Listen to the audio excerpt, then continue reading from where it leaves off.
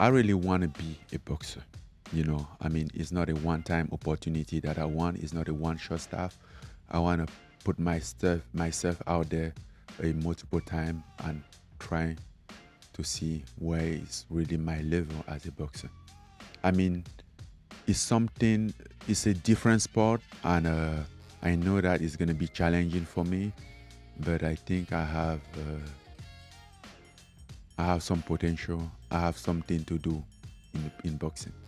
I do believe that. And you want that belt, right? Why not? The sky is the limit. You know, it won't be easy at all.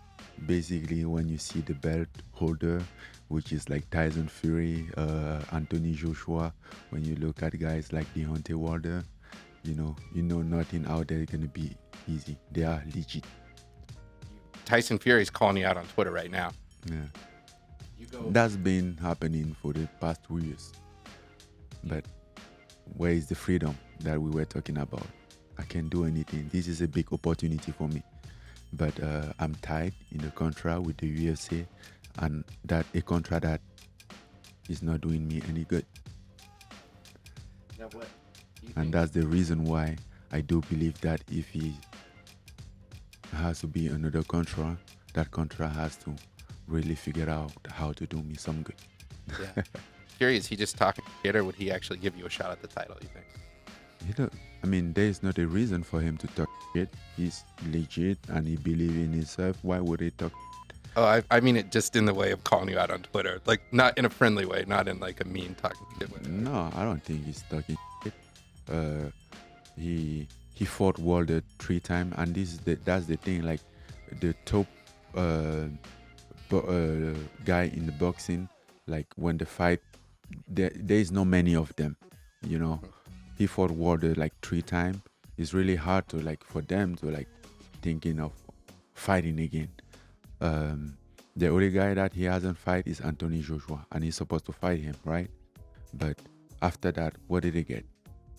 In the other hand, there is a champion from another sport, who could be a potential good challenge.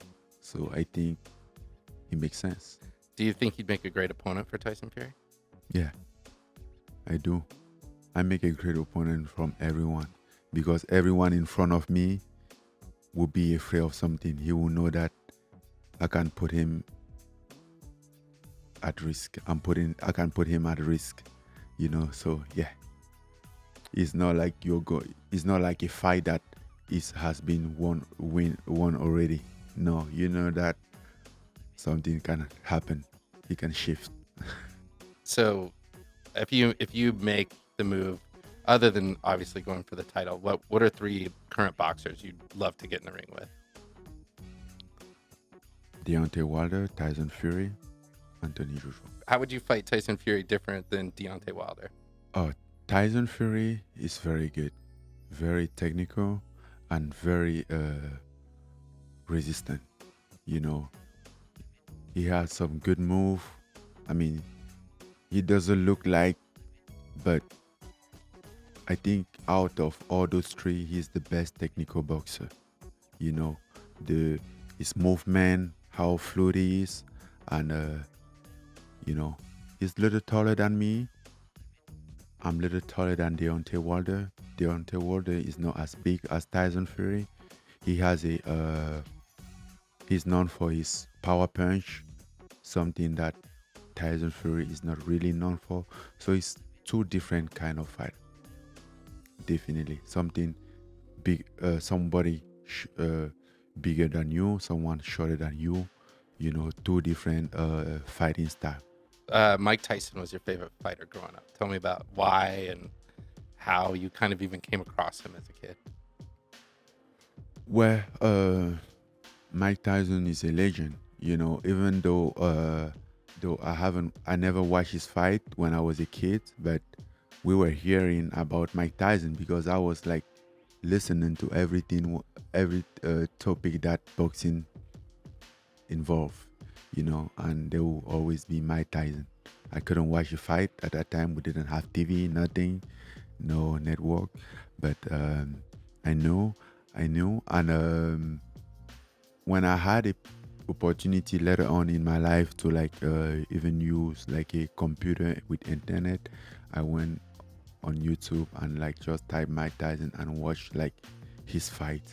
And at that time, I have uh, started boxing already, so I kind of like understand. And I was quite impressed of his footwork, body movement and everything for a heavyweight, basically. And you will hear people like he's strong, he's this. Most of the time, it was just his accuracy, the power transition will produce his power because he was so perfect on the power transition. He was able to put all his weight in one punch and to transit it all his weight to another punch and come back again and again.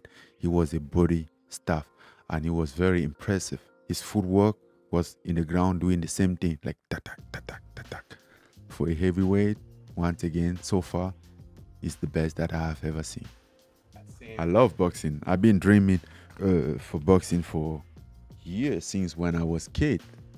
I mean, it's been over 20 years that I've been dreaming to get in that zone. Long time before even know the existence of MMA. Yeah. So you're kind of feeling that dream again, as this might actually become a reality if we can solve this UFC contract. I always know that I'm gonna do it. It's gonna happen at some point. But at some point, I truly believe that it could have be possible with the UFC because I think that's the best case scenario. The UFC involved in everything will just make that thing bigger than it could be, that it should be. I guess the first question I should have asked is, which ones do you think is harder, 5 rounds of MMA or 12 rounds of boxing? It depends. MMA sometimes depend on how they are fighting. In the 5 round can be okay, but like when you fight and wrestle and then strike, wrestle, go on the ground, that's exhausting. Those 5 minutes can be like 3 minutes of boxing, or yeah, could be like 3 minutes. When you take a takedown or defend a takedown or attack and come back and have to strike again, it's completely different. It's like a triathlon.